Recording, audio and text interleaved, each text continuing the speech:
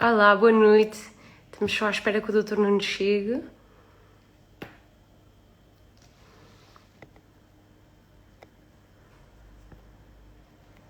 E já cá está.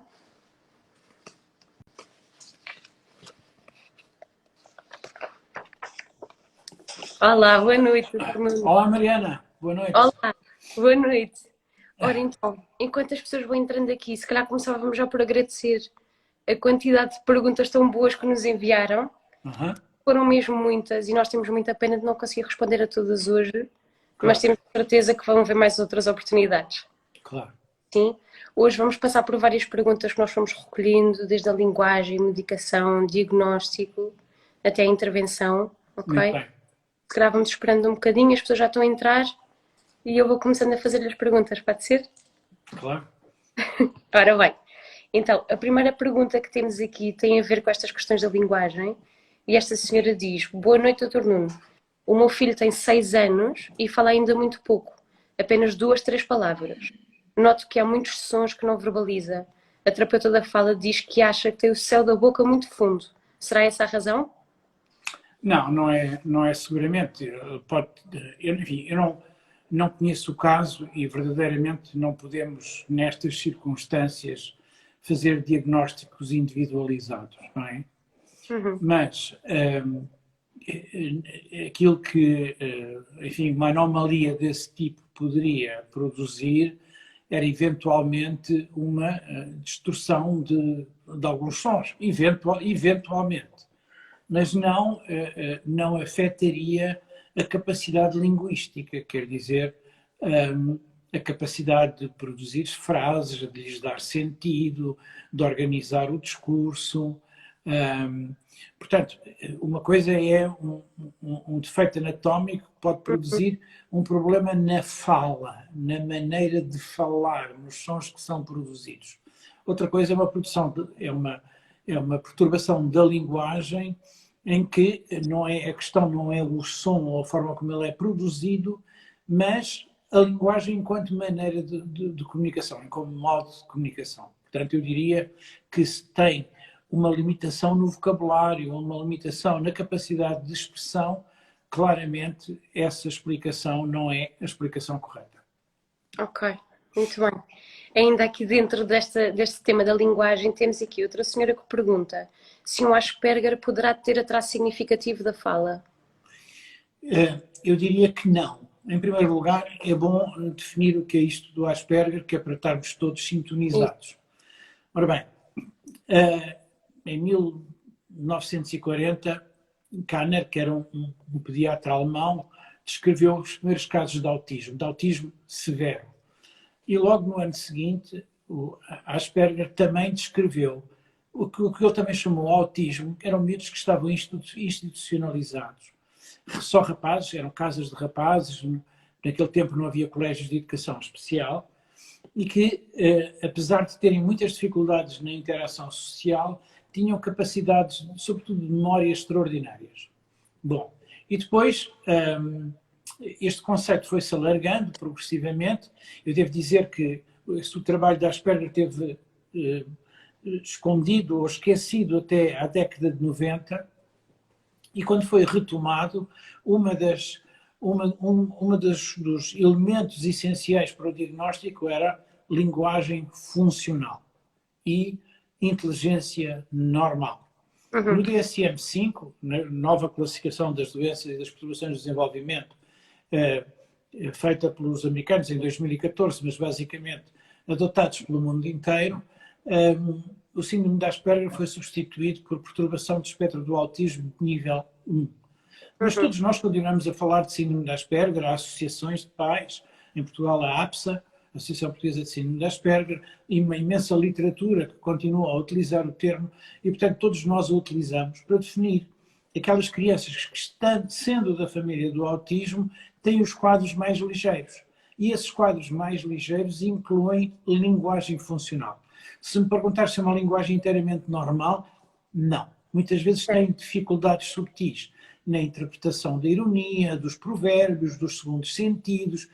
Às vezes até tem uma linguagem excepcionalmente sofisticada em termos nos termos que são escolhidos, que são muito bem aplicados, mas às vezes um bocadinho fora do contexto. Eu costumo dizer que são palavras que parece que vão de fraque ou de smoking para a taberna, quer dizer, no meio de uma linguagem coloquial aparece um termo altamente sofisticado. Portanto, há expressões muito subtis da linguagem, mas não, ou dificuldades da linguagem, de comunicação, eu diria mais do que linguagem, mas não atraso de linguagem. Se houver, não é uma perturbação espectral de nível 1, não é uma síndrome de Asperger, mas um bocadinho mais, eventualmente um bocadinho mais grave.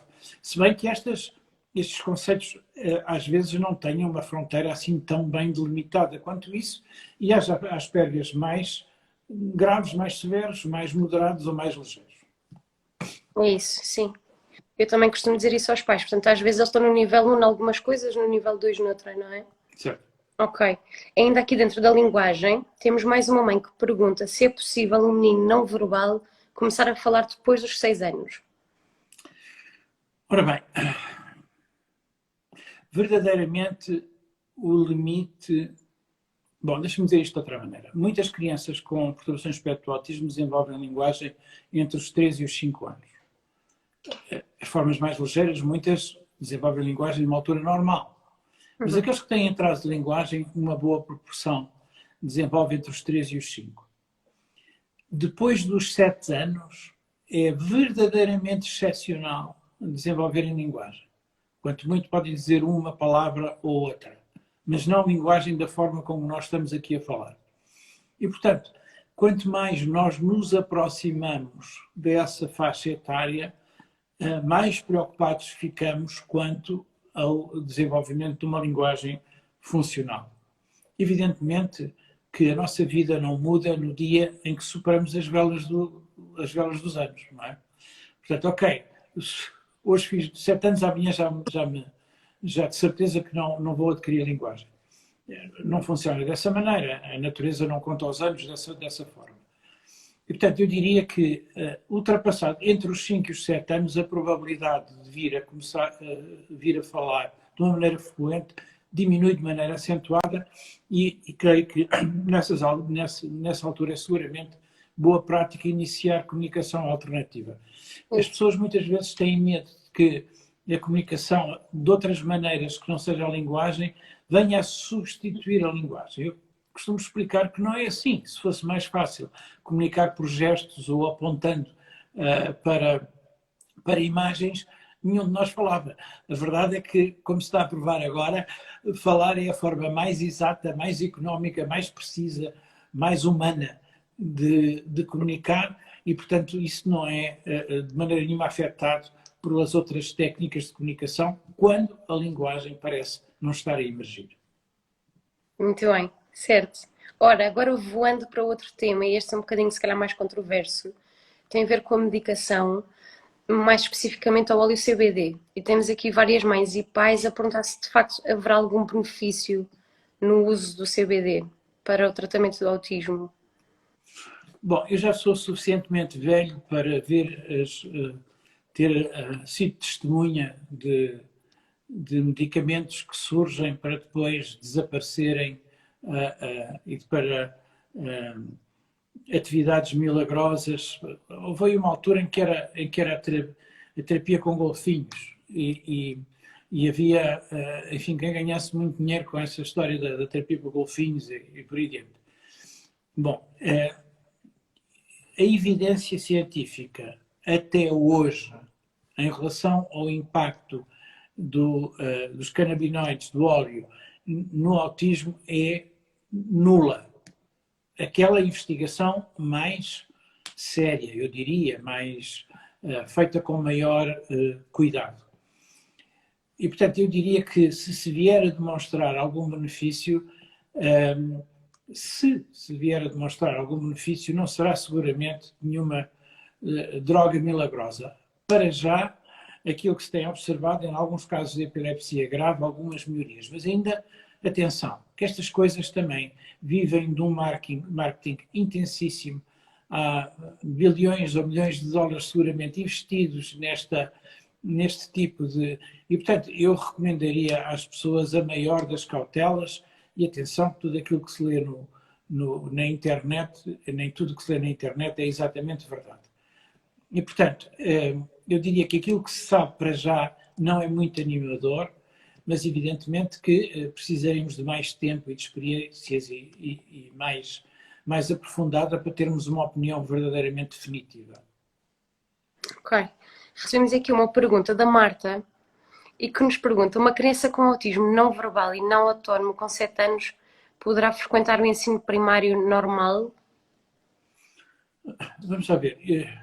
Aquilo que é a filosofia geral da educação em Portugal, e muito bem, é de educação inclusiva, é de que as crianças todas habitem o mesmo espaço educativo. Claro que há escolas que têm unidades de ensino especial acopladas, digamos assim, e que de alguma forma fazem uma intervenção mista, na verdade, em que há uma parte de ensino estruturado, especificamente desenhado para as crianças com autismo e depois um tempo de convivência e de partilha com os seus colegas e com os seus contemporâneos, digamos assim.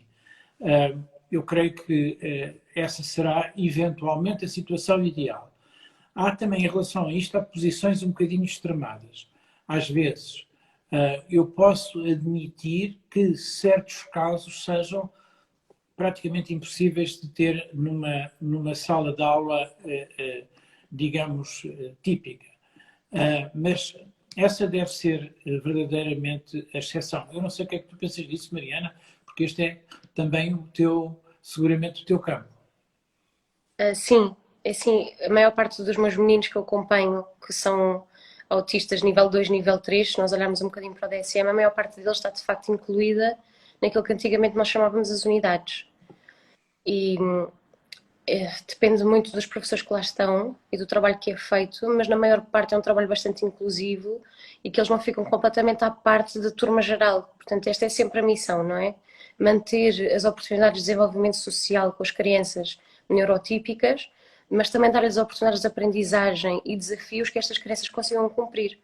Porque incluí-las à força numa turma típica, no ensino típico, quando eles não conseguem atingir o sucesso, é só criar mais fatores de risco para o desenvolvimento de patologias que podem vir associadas a isto, não é? Ninguém gosta de ter insucesso, incluindo crianças autistas com déficit cognitivo ou não verbais.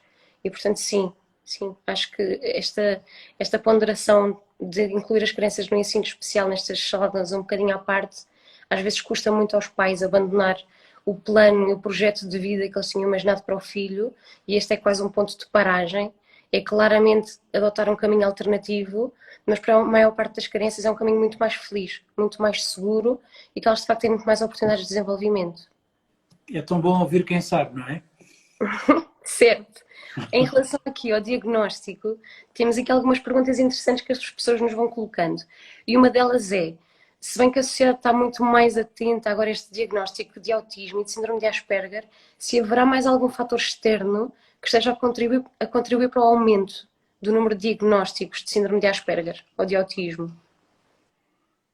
A verdade é esta, nós não sabemos. Até hoje não foi identificado nenhum fator societário, digamos assim, nenhum fator contextual, ambiental, que tenha contribuído para um maior diagnóstico. Uma coisa é certa, nós estamos muitíssimo mais atentos a este diagnóstico do que estávamos há 10 anos ou há 20 anos. Quer dizer, eu que acompanho esta evolução, posso dizer que a diferença é tremenda. Fruto da melhor educação dos pais, da melhor educação dos professores, de uma maior atenção dos pais ao desenvolvimento infantil e, portanto, aquilo que nós sabemos seguramente é que a detecção aumentou imenso. Se há ou não aumento por outros fatores, nós não sabemos. A incidência de autismo aumenta com, por exemplo, a idade dos pais. E nós sabemos que hoje em dia, tanto as mulheres como os homens tendem a ter filhos cada vez mais tarde. Aumenta também com a prematuridade. E nós sabemos que hoje sobrevivem muito mais crianças com prematuridade ou com outros fatores de risco neonatal. De qualquer forma, isso podia ser uma explicação para um aumento de um certo, sobretudo de autismo, dos níveis mais severos, moderado a severo. Agora, a quantidade astronómica de crianças que eu vejo com perturbações do nível 1 ou síndrome de Asperger, se existem outros fatores para além daqueles que eu identifiquei como possíveis, porque não há prova de que seja assim, mas isto que eu estou a falar não, quer dizer, não tem sido provado que efetivamente esteja por detrás do aumento do diagnóstico. Portanto, eu diria que até hoje a única coisa que nós sabemos é que estamos melhor preparados para diagnosticar. Desconhecemos que haja no ambiente fatores que aumentem a incidência, o que não quer dizer que não se venha a descobrir, mas não é nada que seja clamoroso, nós já saberíamos a esta hora, muito provavelmente. Certo. Portanto, descartamos teorias de vacinação traz autismo, falta de ômega. Essa absolutamente. Quer dizer, essa é tanto isso como dietas, como fatores de ordem alimentar ou vacinas. Isso está absolutamente comprovado que não tem nenhuma ligação com o autismo. Certo. E, portanto, sabes que eu sou do tempo em que se vi morrer muito miúdo de sarampo, vi morrer muito miúdo de meningite meningocócica, portanto, eu vi morrer muita, mas mesmo muita criança de doenças que desapareceram. Vi miúdos que ficaram estéreis por causa da papeira. Vi crianças com cegas e malformações cardíacas por causa da rubéola. E, portanto, tu não calculas o sentimento de indignação que eu tenho quando vejo os movimentos anti-vacina. Só quem não passou por isto é que não pode levantar as mãos ao céu e agradecer o avanço da ciência no que toca à prevenção das doenças infecciosas. Certo, certo. Estamos aqui a receber muitas perguntas, mas a maior parte delas são relacionadas com algumas que nós já aqui temos. E uma delas é esta questão de será que é possível uma criança ter PHDA e ter autismo? Essa é uma ótima pergunta. Eu diria que a enorme maioria, deixa eu pôr a coisa ao contrário, a maior parte das crianças que eu vejo abaixo dos 4 anos, 5, com hiperatividade suficientemente intensa para os pais pedirem ajuda, a maior parte delas estão dentro do espectro do autismo. Eu não quero dizer todas, porque, enfim, pode haver alguma que não cumpra esses critérios, mas a grande maioria das crianças muito pequenas com agitação, não estou a falar de uma criança que é mais ativa e brincalhona e energética, não, estou a falar daquelas que os pais dizem que temos que ir a pedir ajuda a algum lado porque isto é demais. Muitas dessas crianças estão dentro do espectro. E depois, dentro das pessoas com formas mais ligeiras e mais tardiamente, muitas queixam-se de desatenção, mas é uma desatenção que não está necessariamente ligada à hiperatividade. É uma desatenção feita do desligar daquilo que não lhes interessa. São miúdos, e é muito interessante porque alguns deles eu chamo os distraídos atentos. São miúdos que aparentemente estão no mundo deles, como os professores descrevem, ou na lua, e às vezes os professores, para os apanhar, fazem perguntas daquilo que tiveram a dizer, e eles muito prontamente respondem. É como se parecem às vezes estar aliados e na verdade não estão.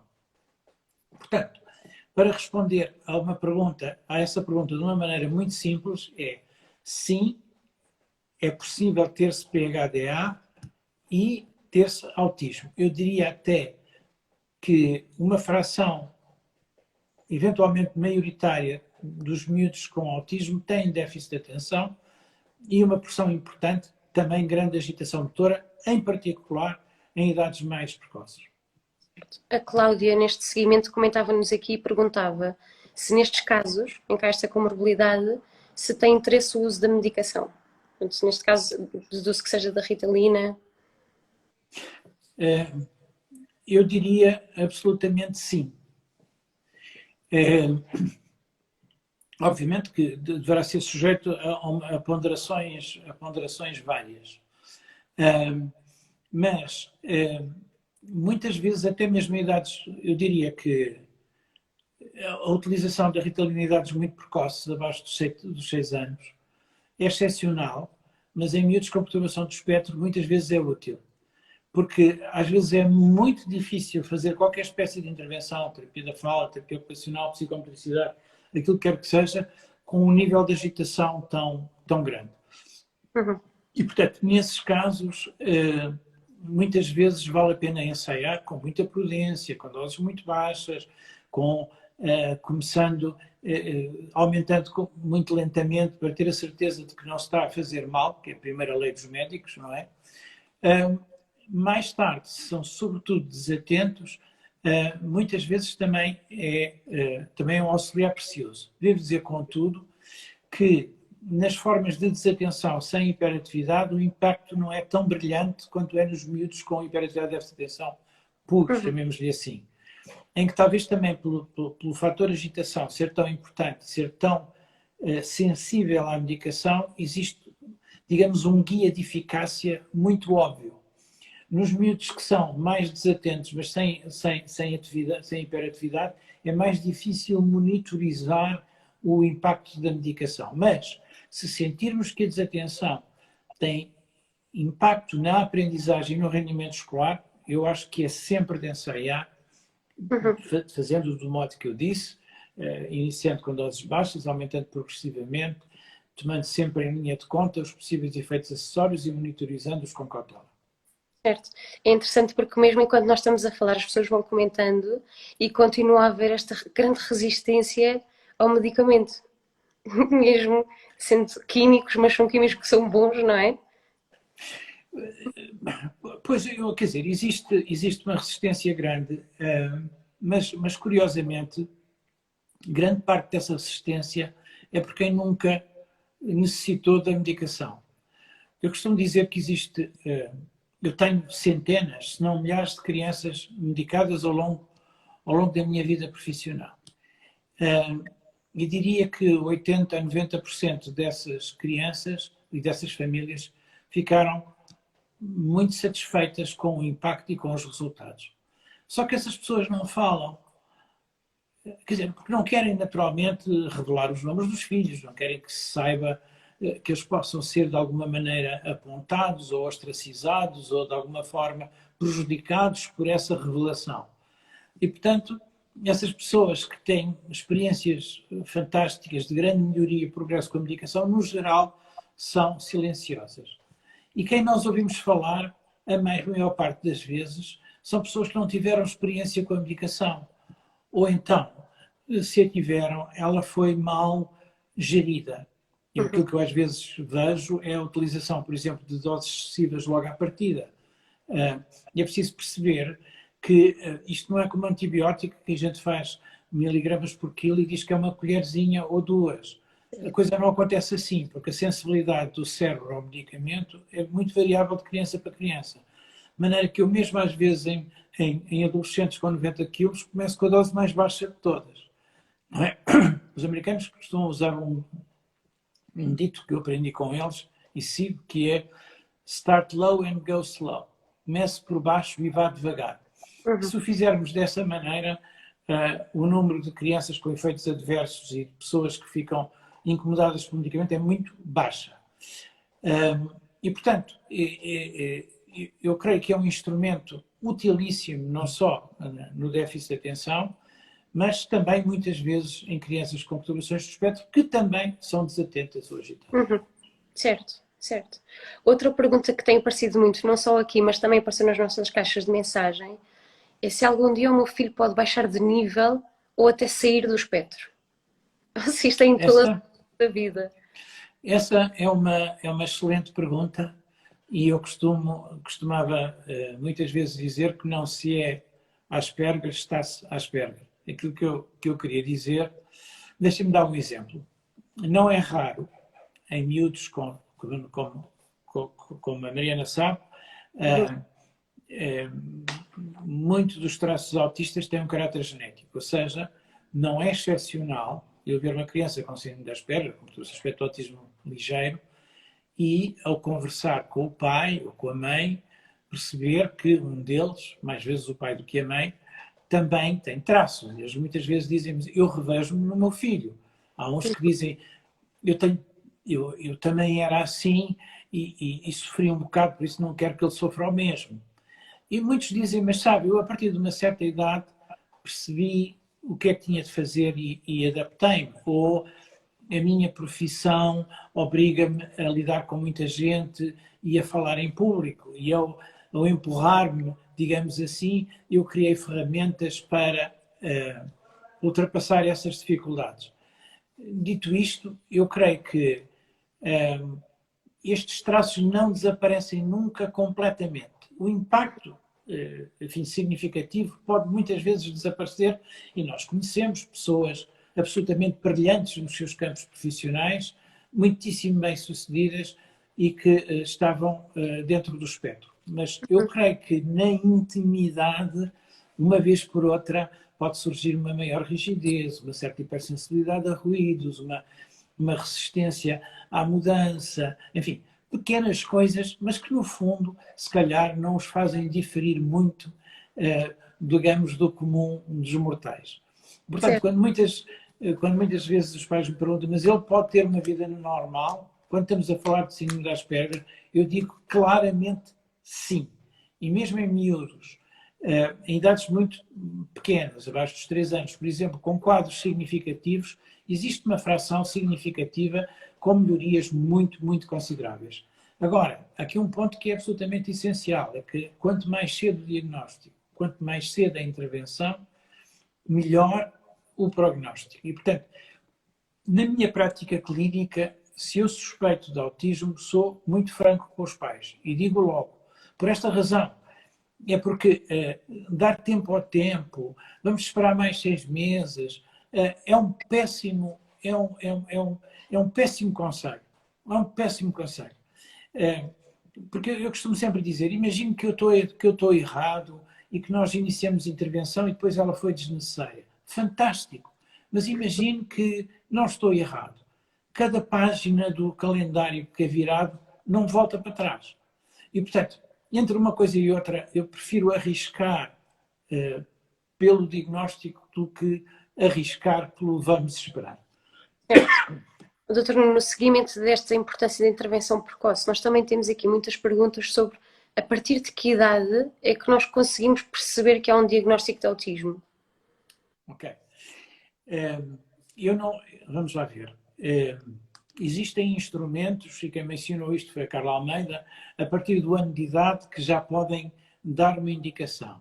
A recomendação da Academia Americana era de que se fizesse o rastreio a partir do ano e meio, sobretudo para miúdos com atraso do desenvolvimento da linguagem. Dito isto, e portanto eu diria que a partir do ano e meio, a maior parte das vezes já existem indicadores, ou muitas vezes, na maior parte das vezes não sei, mas já existem muitas vezes indicadores que apontam nesse sentido, como seja, por exemplo, a criança que ainda não fala, ou que não aponta, que é um aspecto muito importante, portanto é um aspecto que não é da comunicação, que não é propriamente da linguagem, é da comunicação de uma forma geral. A propósito, há muitos dos miúdos com autismo que eu vejo foram operados aos ouvidos, e provavelmente desnecessariamente. Porque o miúdo que não ouve olha muito na cara, olha muito nos olhos, olha muito para a boca, para a expressão facial, usa muitos gestos. Ora, o miúdo com autismo faz exatamente o contrário. Olha pouco nos olhos, olha pouco para a face, brinca de costas viradas. Portanto, o comportamento é exatamente o oposto. Mas ainda voltando à questão de a partir de que idade, eu tenho mães que fizeram o diagnóstico no dia em que o bebê nasceu.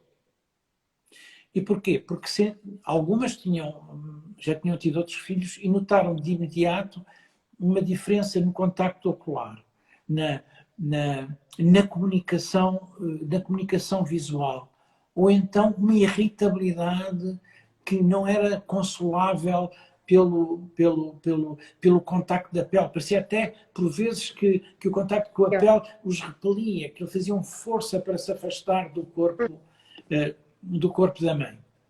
E, portanto, evidentemente, que, num caso destes, eu não me atreveria a fazer o diagnóstico de imediato aos 2 dias de vida.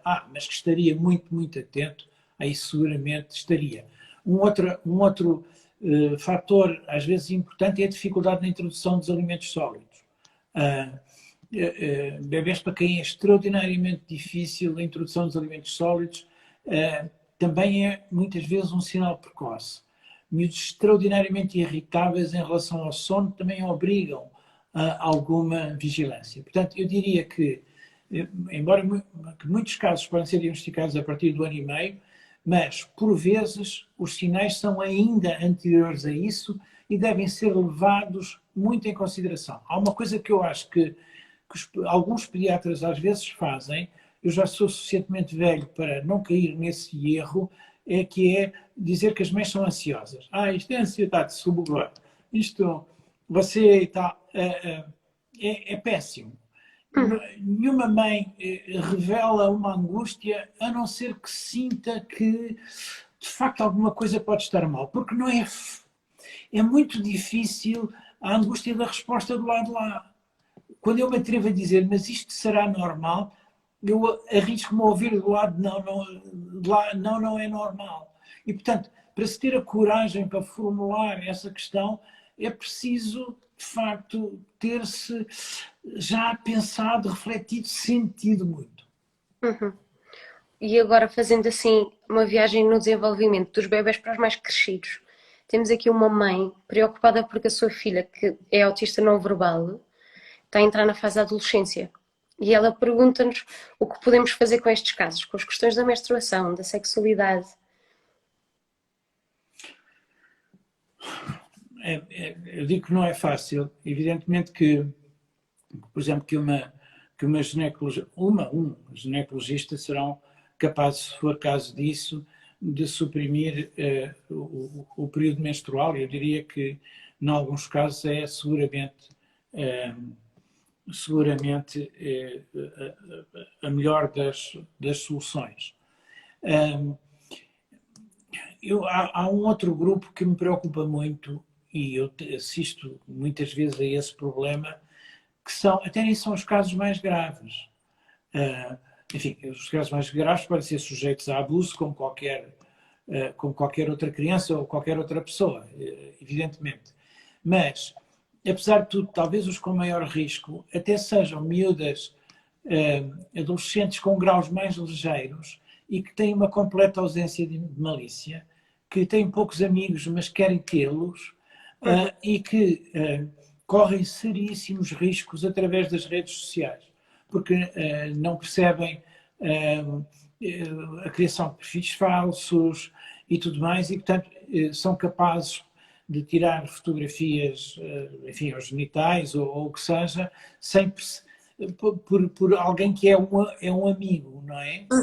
E, portanto, essa ingenuidade e essa vulnerabilidade em crianças que fisicamente, algumas até são muito atraentes, não é? Mas são absolutamente ingênuas e que trazem os pais sempre em sobressalto, são problemas difíceis e, portanto, acho que é necessário vigiar muito bem a utilização das redes por este tipo de perfis.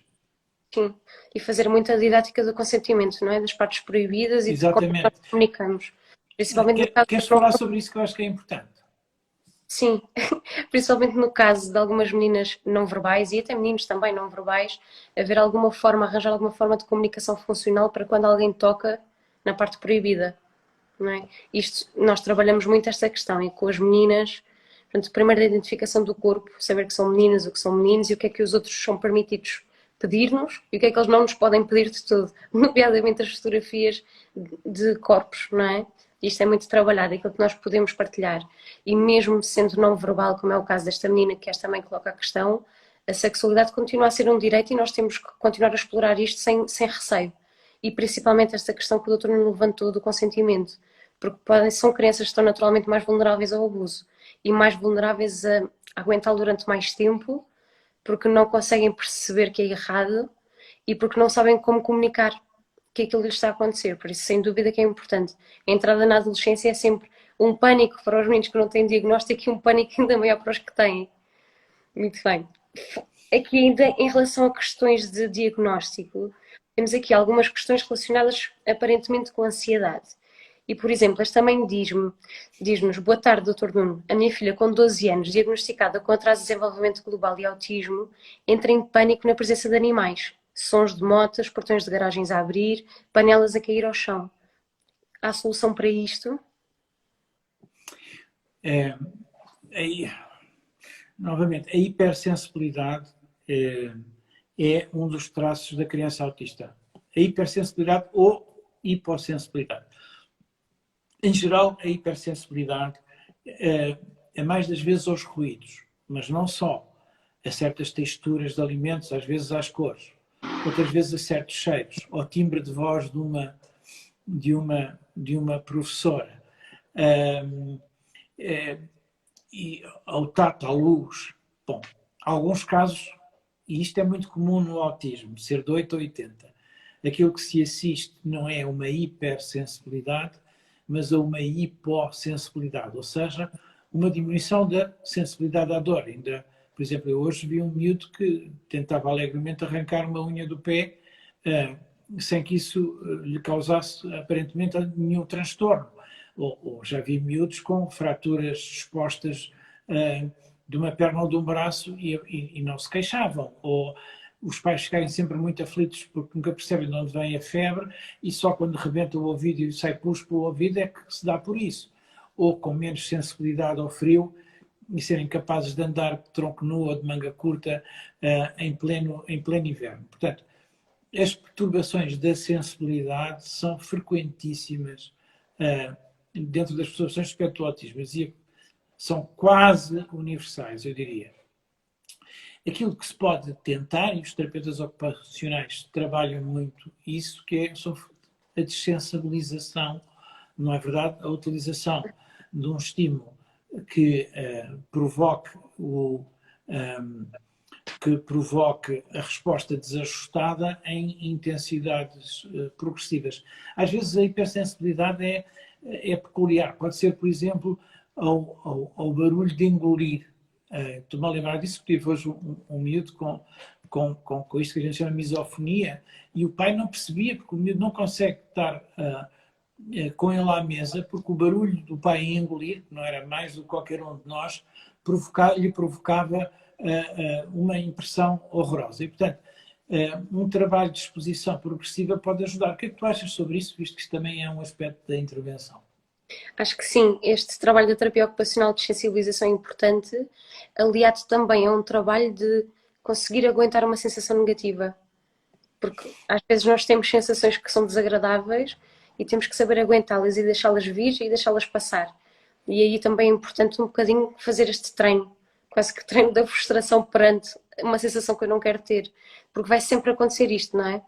E agora é o barulho do engolir e se calhar quando tiver 40 anos é outro barulho. E, portanto, é importante ter aqui algumas estratégias de bolso para quando esta hipersensibilidade aparece, ter algumas estratégias para fazer, para não entrar logo em pânico absoluto. Ainda no seguimento aqui das questões sensoriais, temos esta questão que é interessante, que é se é possível uma criança ter apenas transtorno sensorial sem ser autista? Em teoria, sim. Na prática, ainda não vi nenhum. Embora muitos me surjam com o diagnóstico de perturbação da integração sensorial, o transtorno da integração sensorial. Bom, todos os miúdos com esse diagnóstico, até hoje, que me surgiram, se eu for apurar em detalhe características de competências de interação social, competências de comunicação, generalização de interesses, capacidade de prever, antecipar ou compreender a intimidade do outro, todos eles até agora, dos que eu vi, têm todos dificuldades numa destas áreas. Uhum. Aquilo que acontece muitas vezes no autismo, eu costumo dizer isto, o autismo é uma constelação de sinais, sintomas ou traços, não é verdade? Imagina a ursa maior, uma constelação de estrelas, não é? Com 7 estrelas. Nós podemos imaginar que possam haver diversas ursas maiores em que às vezes falta uma das estrelas, se quiser, ou as estrelas brilhem com intensidades diferentes, e outras brilham com intensidades diferentes ao longo do tempo. Se nós quisermos compreender a criança, o adolescente de 16 anos, ou o homem de 40, muitas vezes temos que ir verdadeiramente à sua infância. E eu tenho que perguntar, ele em bebê, era um bebê difícil, chorava muito, amamentou até quando? Como é que foi a introdução dos alimentos sólidos? Que brinquedos usava e que capacidade de brincar tinha entre os 3 e os 5 anos? Alguma sensibilidade sensorial, etc. Se nós formos ao detalhe, não é? Percebemos, na enormérrima maioria dos miúdos com distúrbios sensoriais desse tipo, que existem dificuldades também noutras áreas. Eu admito que a área sensorial, digamos assim, seja aquela que mais transtorno provoque naquela fase do desenvolvimento. Mas isso não nos pode obscurecer, tapar, ser um manto que cobre o resto dos traços ou o resto dos sintomas. É a mesma coisa que se passa com o déficit de atenção, por exemplo. A quantidade de miúdos que eu vejo com déficit de atenção, que os pais vêm porque sentem que há mais alguma coisa, não pode ser só isto. Eu percebo que há aqui mais qualquer coisa, não é? E esse mais qualquer coisa, muitas vezes, são dificuldades nas áreas a que eu me referi. Ou miúdos com atraso de linguagem. Portanto, às vezes, dentro das estrelas que compõem a constelação, que é uma perturbação do espectro, pode haver umas que brilham mais do que outras, que são mais acentuadas naquela idade. Mas isso não nos pode impedir de olhar para o quadro geral e ir à procura de outros sinais. Exato, é isso. Eu às vezes digo aos pais que é um bocadinho como a mesa do DJ, não é? Às vezes está um botãozinho acima e os outros estão cá em baixo, mas vai mudando dentro da mesma criança. É que é um espectro, não é? Exatamente. Temos também muitas questões relacionadas com comportamentos de oposição ou comportamentos agressivos aqui no espectro. Uma delas pergunta-nos ferramentas, o que é que nós podemos fazer para lidar com um adolescente autista que poderá ter transtorno opositor desafiador? Quando contrariado fica frustrado e tem comportamentos agressivos. Bom, 2 ou 3 coisas. Eu costumo dizer, citando um autor americano que dizia que quem sabe faz, quem não sabe ensina. Ora bem, o que é que eu posso dizer a esse respeito? E depois, em relação às estratégias, passo a bola para ti. Ora bem, se as pessoas forem à internet ou se ouvirem muitos outros técnicos, psicólogos, médicos, vão ler transtorno ou perturbação de oposição e desafio. Eu quero deixar claro que nós no PIN não acreditamos que exista tal perturbação. É a mesma coisa que eu dizer, existe perturbação da febre. Bom, vocês, isto é ridículo. A febre tem de vir de algum lado. Há de haver uma infecção, há de haver uma inflamação. A febre não aparece sozinha. Bom, o mesmo se passa em relação aos comportamentos de oposição e desafio.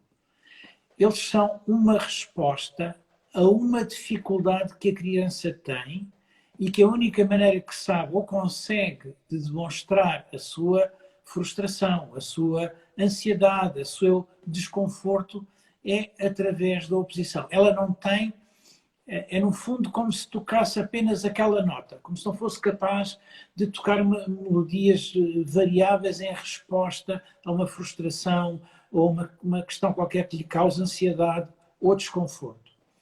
A grande maioria das crianças com comportamentos de oposição fazem-no porque interpretam o que está a acontecer de uma determinada maneira e não têm respostas alternativas, e o que está a acontecer provoca uma ansiedade muito grande, provoca, no fundo, medo.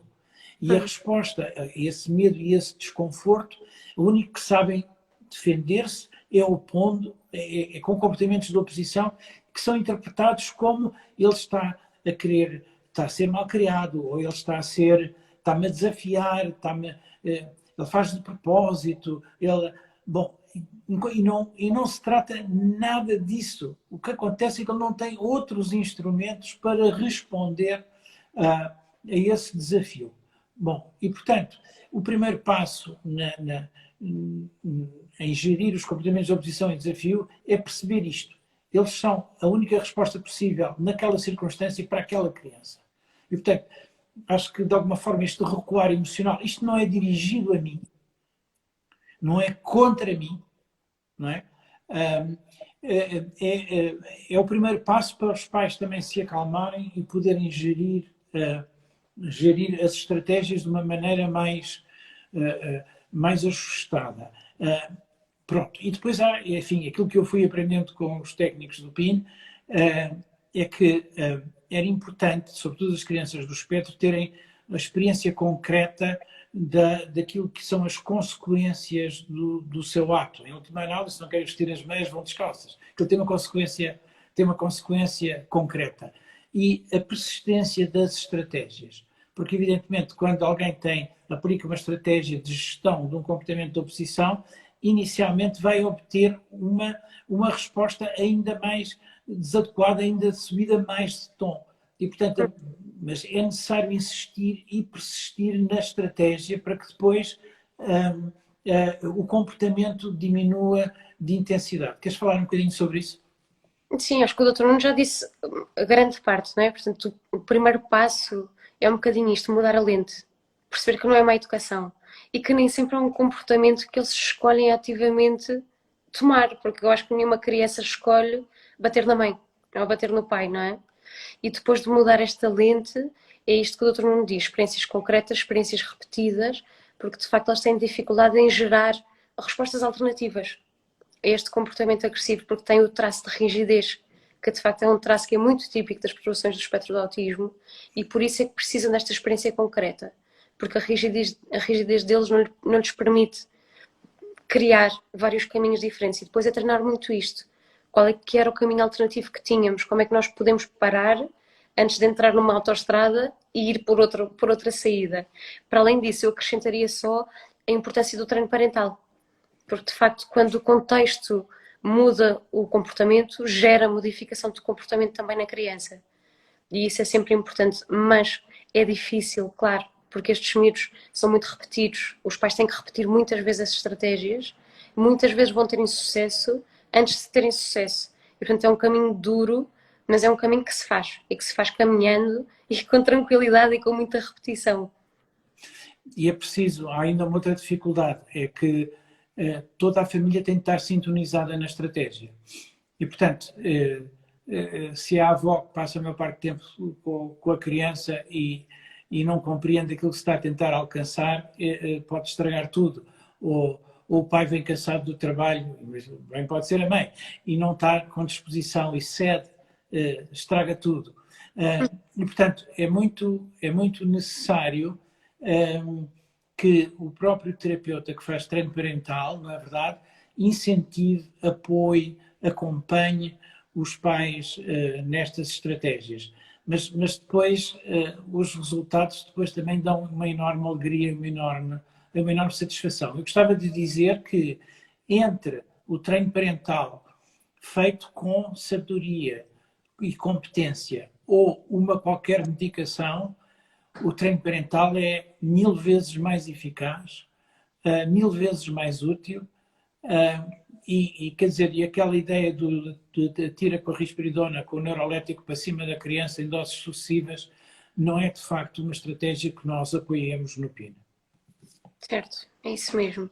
Temos aqui outra pergunta interessante que surgiu aqui nos nossos comentários, que foi, antigamente, a evolução mais grave do autismo, às tantas passava a fronteira para questões psicóticas e da personalidade. E esta também perguntava qual é a fronteira, afinal. O que é que ele deve estar alerta na sua criança com autismo mais grave, para perceber se continua a ser incluída dentro de um diagnóstico de espectro do autismo ou se já saltou para fora?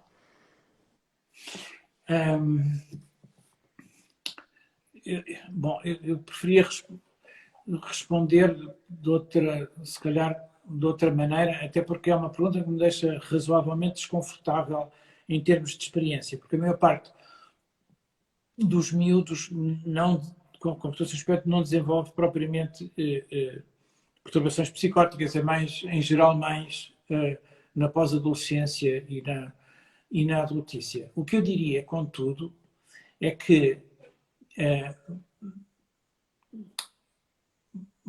uma percentagem significativa, eu não sei exatamente qual, mas de miúdos com perturbações do espectro que não foram tratados, nem bem encaminhados, nem bem orientados, na idade adulta sofrem de perturbações marcadas de ansiedade e de depressão e por vezes com elementos psicóticos. E, portanto, novamente, eu diria que se nós queremos reduzir ao mínimo o aparecimento de evoluções desse tipo, quanto mais cedo for o diagnóstico, quanto mais sensato for o acompanhamento, maior probabilidade temos de ajudar a criança a desenvolver-se num adulto mental, com mais saúde mental, eu diria. Certo, certo. Muito bem, já estamos quase a chegar aqui ao fim das perguntas, ainda temos aqui várias e nós também já recebemos muitas e eventualmente hão de ter resposta também. Uma das perguntas perguntava se um jovem com síndrome de Asperger se sente sempre fora da caixa. Essa é uma pergunta muito interessante. Eu hoje vi um miúdo com síndrome de Asperger e ele,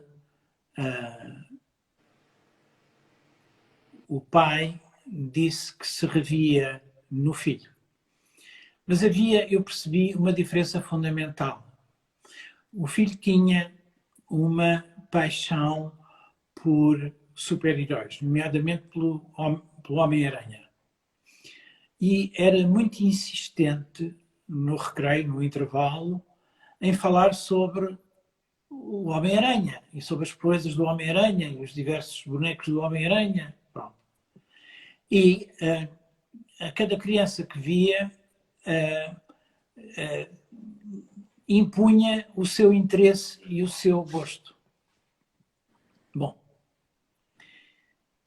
e eu perguntei-lhe qual era a diferença do filho para ele, pai. Que diferença é que ele via?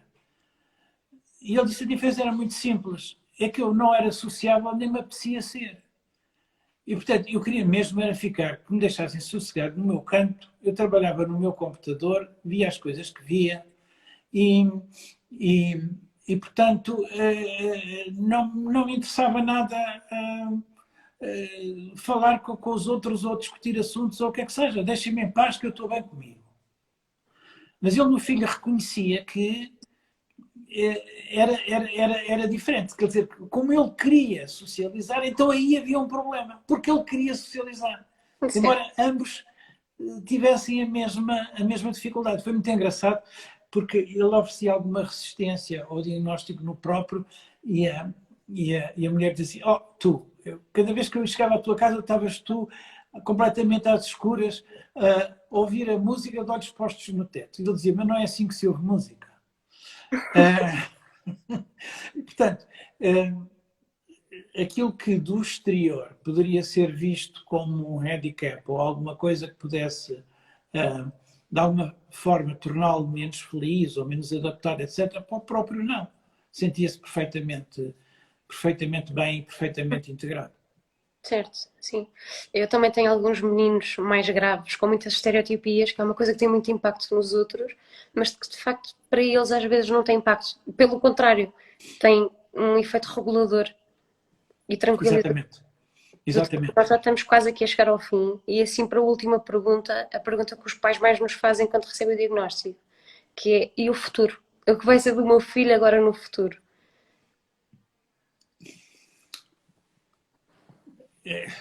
Mariana, eu tive 3 filhos, não é? Nenhum deles com dificuldades excepcionais. E essa pergunta eu fiz-me, e ainda faço, tenho 2 filhas adolescentes, a todos eles. Certo. porque razões de ordem variada, uns são melhores alunos que outros, uns têm mais competências sociais que outros, uns, bom, e, e, e portanto cada um de nós tem um futuro individual e que não é previsível. Quer dizer, quando nós apanhamos estas crianças, apanhamos um esboço de um desenho. E aquilo que nós queremos, de alguma maneira, é ajudar aquela mão a fazer um desenho mais perfeito, mais completo, mais competente, não é? É um bocadinho... há aqui um certo elemento, talvez um bocadinho teorizante, mas eu, durante muitos anos, fiz oncologia e morreram muitas crianças que estavam ao meu cuidado. Mas muitas delas eu senti que, apesar de não ter curado nenhuma delas, destas que morreram naturalmente, eu tinha cuidado suficientemente delas. Ou seja, o meu trabalho não era curar, era cuidar. Portanto, nesse sentido, aquilo que eu também costumo dizer aos pais, olha, nós somos uma espécie de barqueiros, temos de levar os miúdos de uma margem à outra. Uma margem que vai da infância à entrada na idade adulta. Essa viagem pode ser mais tormentosa, ter mais rochas, apanhar uns remoinhos, etc. E cabe-nos a nós tentar ajudar a levar esse barco para a outra margem. E cabe-nos a nós fazer o possível para que isso suceda nas melhores condições. Se fizermos isso, não podemos apontar-nos nada, não é verdade? E são feitas escolhas ao longo do caminho. Algumas dessas escolhas são feitas sem termos a certeza de que onde é que aquele caminho vai desembocar e temos que negociar de novo outras alternativas. Quer dizer, é feito mesmo disto. Aquilo que me parece importante é, qualquer que seja o futuro, nós demos o melhor de nós próprios para ajudar o nosso filho a alcançar a autonomia, que é, no fundo, aquilo que desejamos. Na maior parte dos casos, se o fizermos de forma, enfim, sobretudo os casos ligeiros, se o fizermos, ou moderados, se fizermos de uma forma inteligente, sensata, etc., alcançaremos os nossos objetivos. Agora, evidentemente que nos casos mais graves, as limitações à autonomia serão significativas. E isso é um problema absolutamente angustiante aos pais que se veem envelhecer, porque aquilo que é a história natural de todos nós é envelhecermos e, portanto, termos a pouco menos resistências, termos, a determinada altura, ganharmos menos dinheiro